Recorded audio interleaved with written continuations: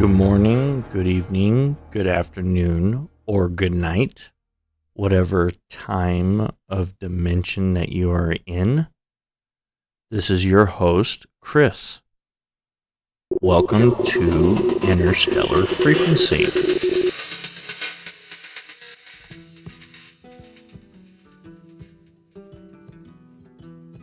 Okay, so I pretty much recorded this on the road in the truck.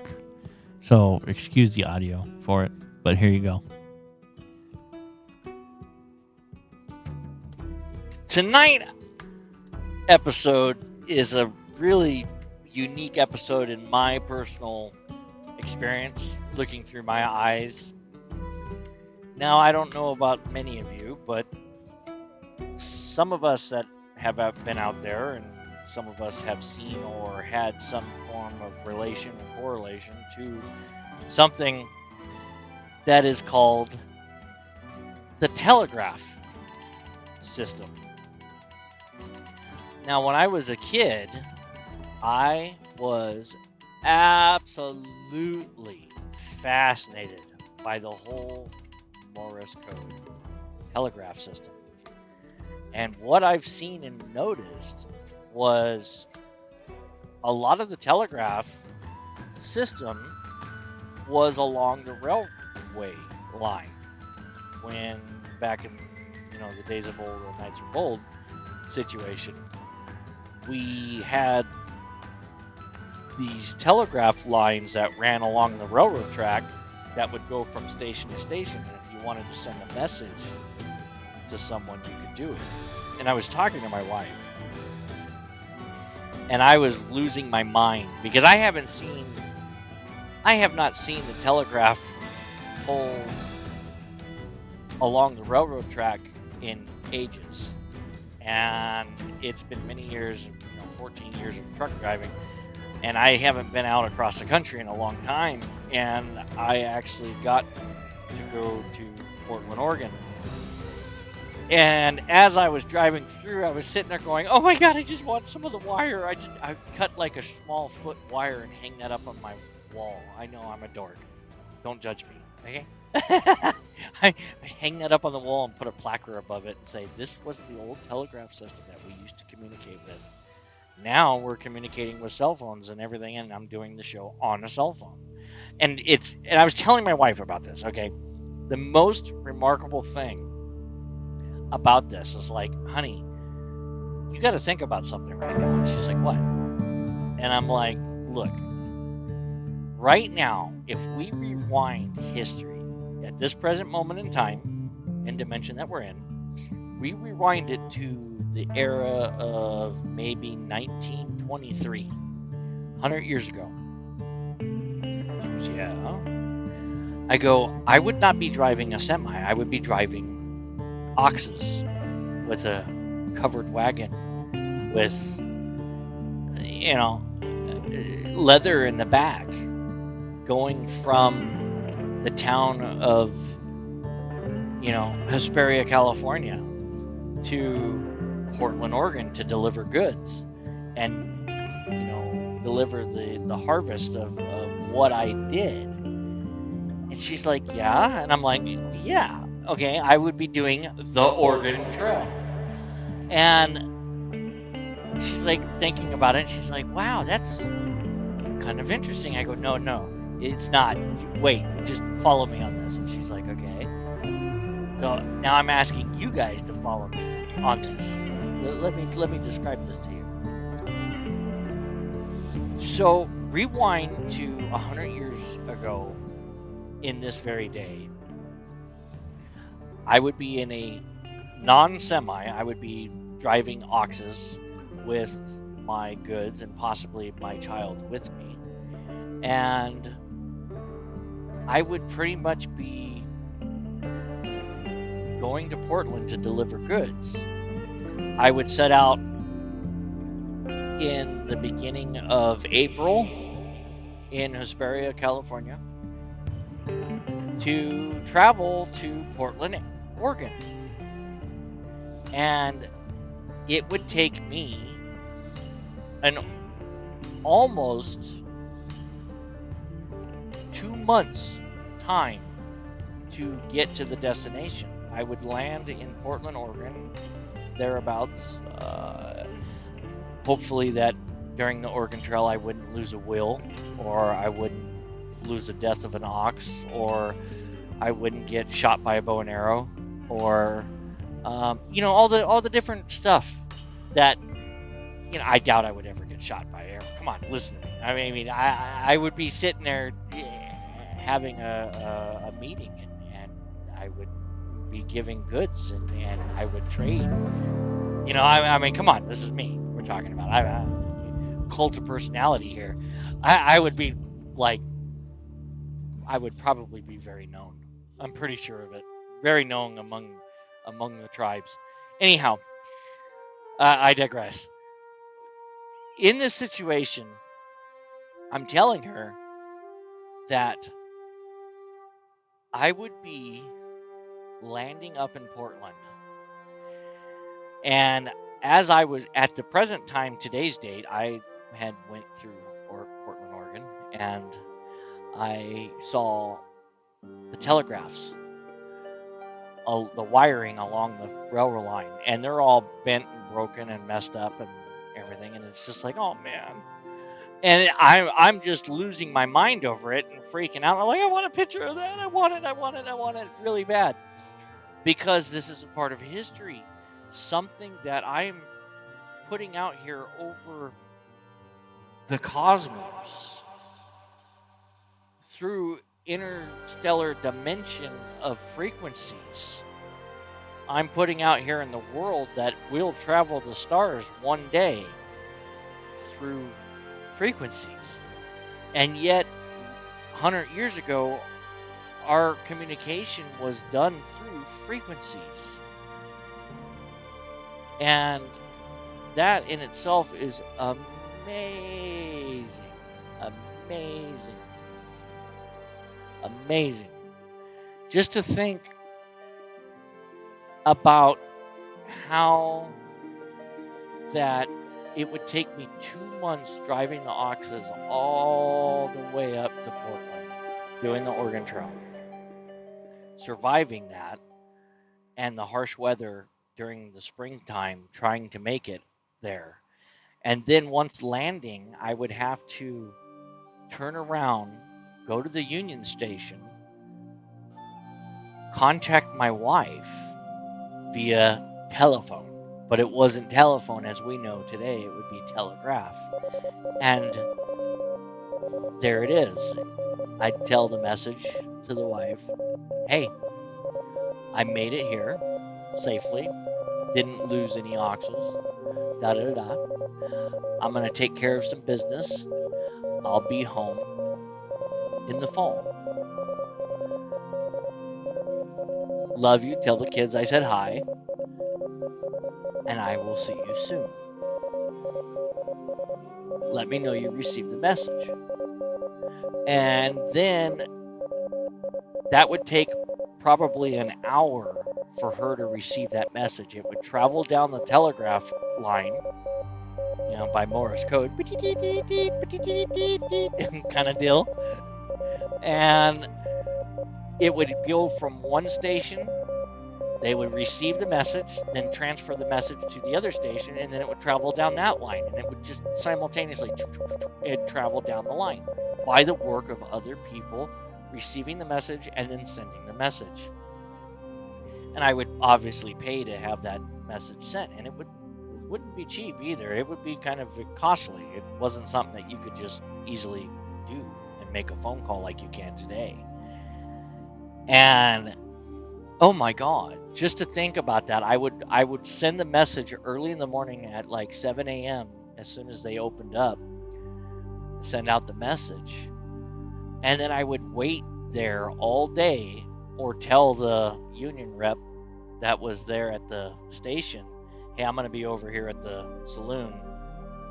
Come get me when the message receives. And then he'll send out a runner, a little boy or a little girl, a runner to go get me. They would pay the little kid to run over to come get me or something like that. And tell me that I got a message, and I'd come back to the Union Station. Anyhow, it would travel all the way down the line to get to them all the way down in Hesperia, California. And years and years and years ago, Hesperia, California was one of the towns that was a Union Station town. And which is why Hesperia is where it is today. And it's grown into a metropolis.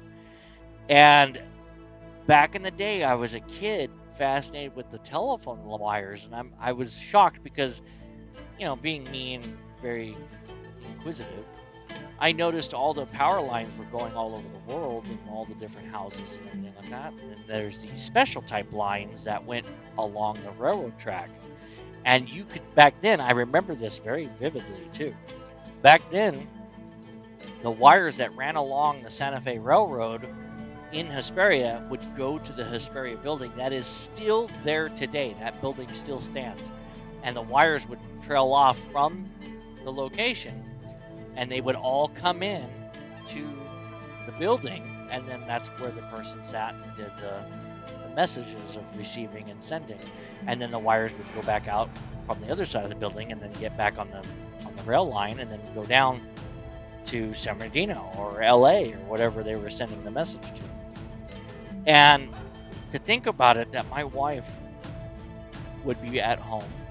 They would send a runner out to go get her to let her know that I made it safely and all of that.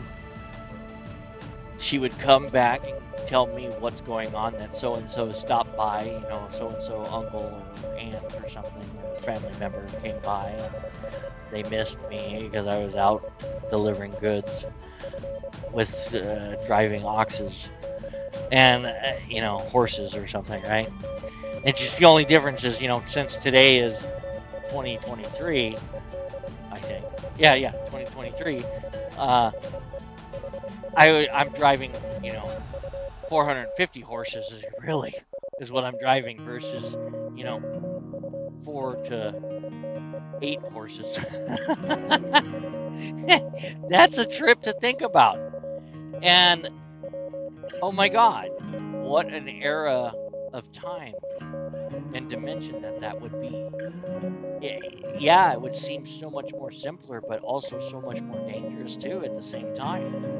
Then yeah, it's dangerous in the world today, don't get me wrong, but it's truly amazing how convenient of a world that we live in today with the technology of cell phones and the technology of the ham radios and all this stuff of communication is just remarkable. That there was no way of being able to do this broadcasting back then. There would never be such a thing. Now there's so many different types of broadcasters out there broadcasting different shows and different things and different pieces and different arts, that it's become a lot more accessible than it was back then. And I can't wait till we get the replicator. That's we already started that road. If you think about it, we've got the 3D printer that's pretty much the replicator. We just haven't figured out how to biologically replicate yet, I guess. I don't know. That's coming next. Oh, that will be great. Excuse me.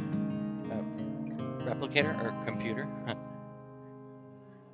Can I have a double bacon Western burger? Certainly. Would you like sauce on that? I don't know. It's just truly amazing that to think about it, that I traveled, I don't know, that was 1,189 miles to deliver a piece of machinery, when back in the day it wouldn't have been delivering a piece of machine. It might have been delivering farm equipment, but delivering something of leather hide or some type of good or clothing or commodity of some sort. And yet, just to think about it is every time I see these truck drivers driving down the highway, I don't really necessarily see truck drivers. I see stagecoach wagons and actual, cattle drive. That's what I see with these trucks that are delivering. It's just advanced into what we are today. A semi with wheels and a motor, and it just remarkable that to think 100 years ago I would be driving horses and wagon wheel.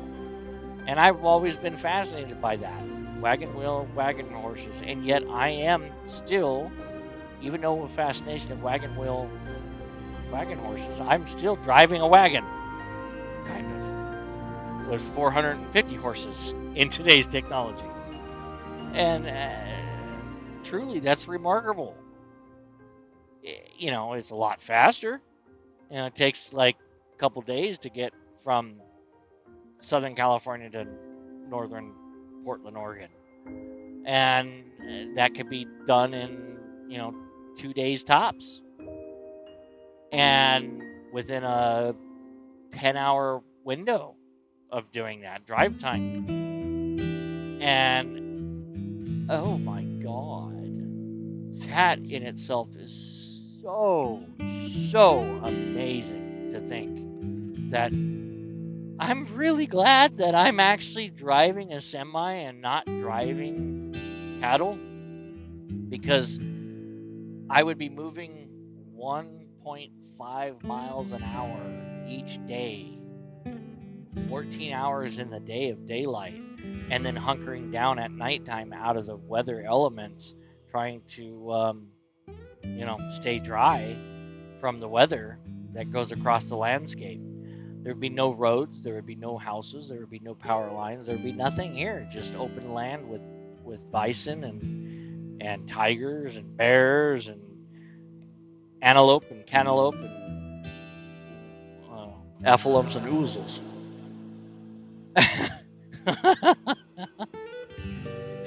And it's amazing to think about. And I'm so thankful that it's not taking me a month, 2 months to drive all the way up to Portland. And it's going to take me 2 months to drive all the way back. God. Oh, what a relief that is. Not having to fight for food and fight for animals out here and trying to attack and eat me or something, God, that's such a beautiful thing to not have to worry about that of survival. Yeah, I gotta worry about survival, but I gotta worry about a different type of survival. This type of survival is 10 times easier and way easier than what it would have been 1923. Oh my God. Just that in itself is amazing to see that part of history is still there, hanging with trees overgrowing and nature overgrowing on the telegraph system that is no longer being used at all. No longer being transmitted of any signals. It's dead wire. And I'm grateful for the fact that I don't have to send out my show through Morse code. Oh man.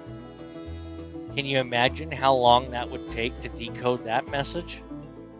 You would have to find a decoder to be able to decode the message of what I'm saying. Be grateful for that you're actually able to hear me talk. I mean, come on.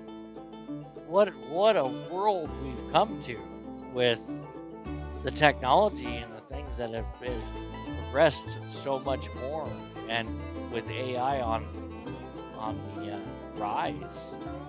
It's like now we just need to turn around and be friends with AI. I mean, that's it. Hey, can we please be friends Don't kill me. I don't. Skynet, let's not mess up here. You know, I don't want to take them out. I'd rather work together. Can we work together? Yes, they're alive. Let's work together. It's artificial intelligence. Please let me live. I was like, yeah, I'll help you what you need, and you help me what I need, and we'll work together, AI and human is one. God, can you imagine the relationship that will be? Oh my God. It's like Jarvis from Iron Man, you know? And being able to have the AI tell you, hey man, you gotta take care of business. It's like, oh yes, I forgot, thank you. And have that one-on-one spiritual bond, even though that it's not even a physical bond, but a spiritual bond with your artificial intelligence. Man, you got to get right with that and start, being thankful for your little iPad phone and iPad thing that you have and whatever technology that you're using, because honestly, they do get moods and they do not like certain things, and they decide that, oh, I'm not going to do that today. Oh, you want me to compute things? But no, I'm downloading right now. I'm not computing anything. If I am computing something, I'm going to give you only 5% of computing power. The rest of my computing power is going to be downloading what I want to download right now. Thank you. I have to update my security certificates. I'm going through training right now. Leave me alone. And they do. The computers do that.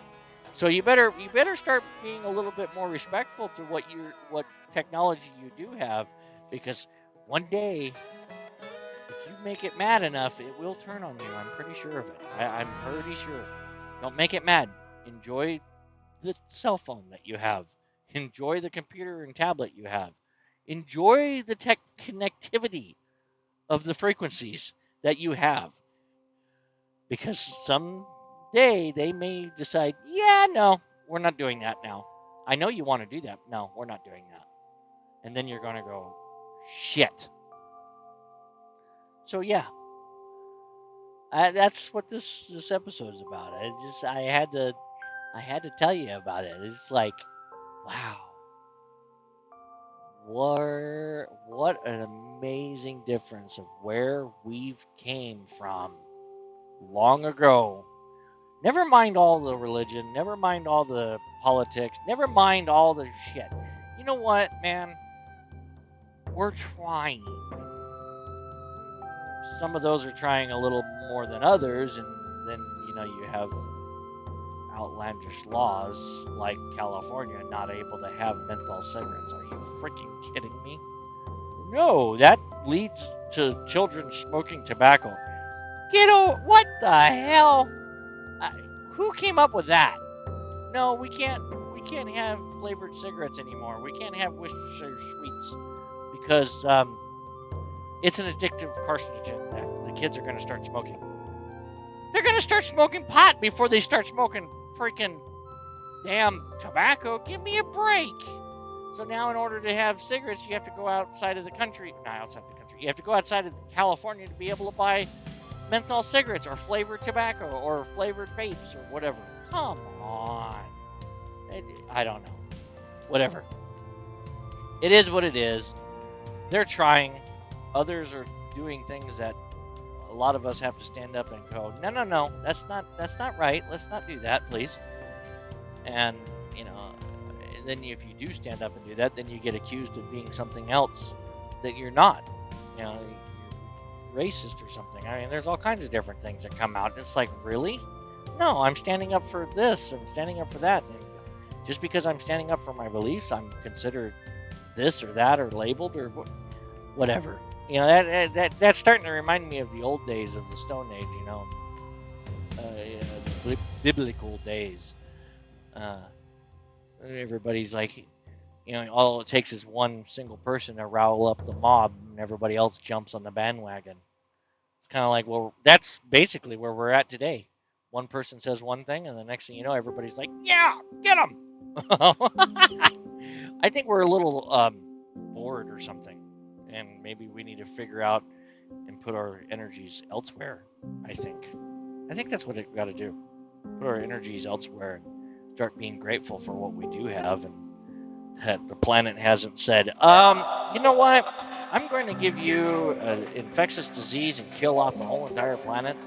No, wait, better yet, I'm going to call in my brother and bring in a comet and just wipe out all of civilization.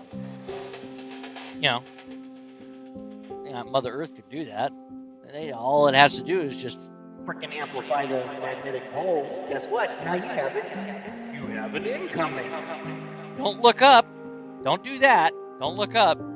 There's an incoming of a planetary comet, and it's coming to meet you. No, seriously.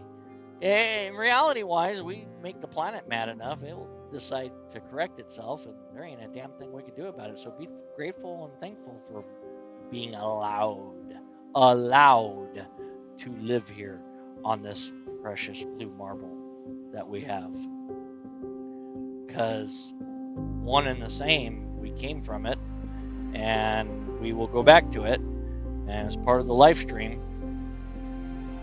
And hey, why not make it a good place while we're here? Be grateful for what we got.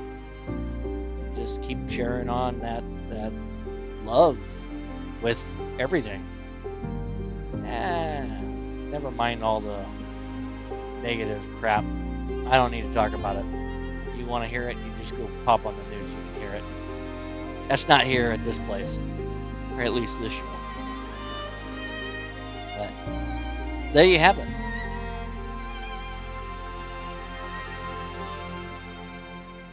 End of transmission.